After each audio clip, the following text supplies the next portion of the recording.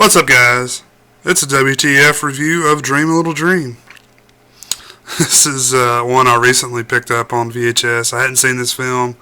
It always looked like absolute shit to me. That's why I never watched it. But like I mentioned in some previous reviews, I've gotten really big into nostalgia for the '80s and everything '80s. And I watched this film. It's also available on Amazon Prime for free, and the quality's a lot better. That's where I watched it, so you can check it out there. But this is obviously a film with the two Corys in it. Two Corys, and let's see. What's the other girl's name? Not Piper Laurie. What the fuck ever.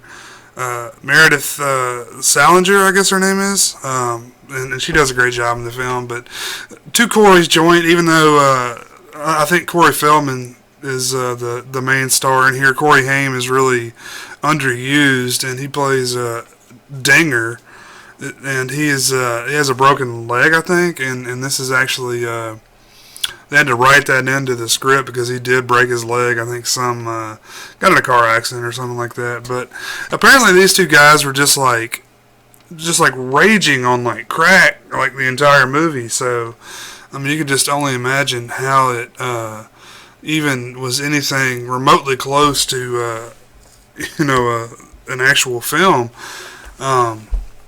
Directed by Mike Rocco. I can only imagine the shit going on in this film. I bet everybody on set was just blowing rails nonstop. But I don't know, man. I actually kind of enjoyed this movie. I was surprised that I enjoyed it. I actually watched it a couple of different times.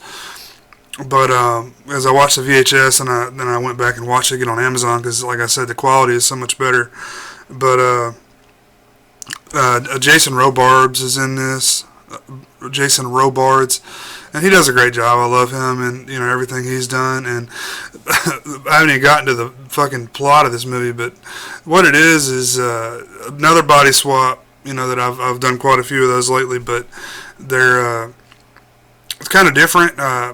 It's Jason Robards and Corey Feldman are they swap bodies, and Jason Robards plays this guy who's like an old, I don't know if you'd want to call him a hippie, but he's like a new age type guy. He's like really into, I think he's like a vegetarian. He eats like all these like weird vegetables and stuff, and that's a whole gag. They play that up.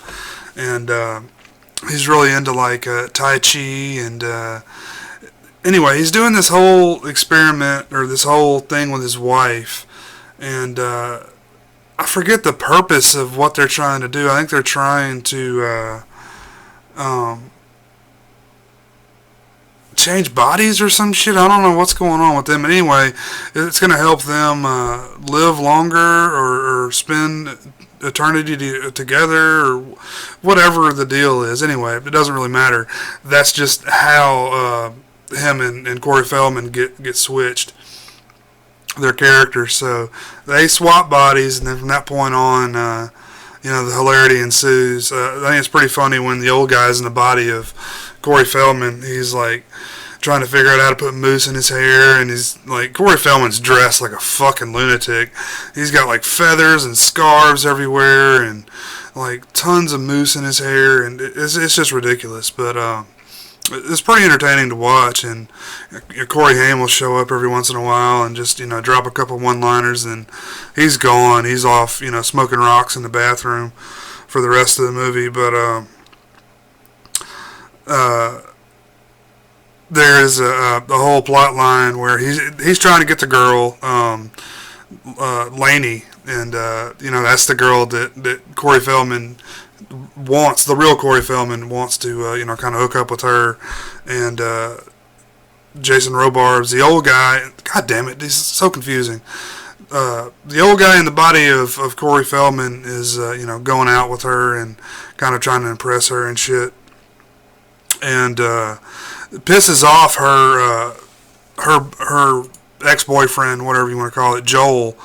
And at the end of the film, Joel just like goes nuts and gets really drunk and grabs a gun and starts trying to shoot everybody and gets really serious. I thought that was kind of odd for a film like this, but it gets really serious there for a minute.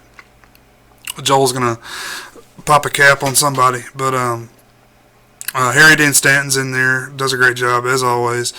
And what everybody remembers about this film is the dance scene. I can't even. There's not a picture of it on here, but that's what everybody remembers. This is when Corey Feldman, at the height of his wanting to dance like Michael Jackson. I don't know if he was spending so much time with Michael Jackson, he was in love with him, whatever, but he wants to do his Michael Jackson dance. And he does it in the film, and I knew it was coming, and I was like, it's going to be so shitty, so cheesy. It's actually not too bad. I thought he did a pretty good job, and it's to this old song, Dream a Little Dream of Me, and, hence the title, and, they play the song in there. I think it all works pretty well together. Considering what was going on behind the scenes, I think it's a pretty decent movie, and, yeah. I definitely recommend it for you guys to check out. It's a definite good contender in the WTF reviews because of how fucking weird it is, and the dudes in it, the subject matter. I don't know. Fucking two Coreys, man. They're awesome. Rest in peace, Corey Haim. I wish you two dudes were making movies together still because you make good shit. But yeah, check it out. And if you've seen it, let me know what you think. Peace out.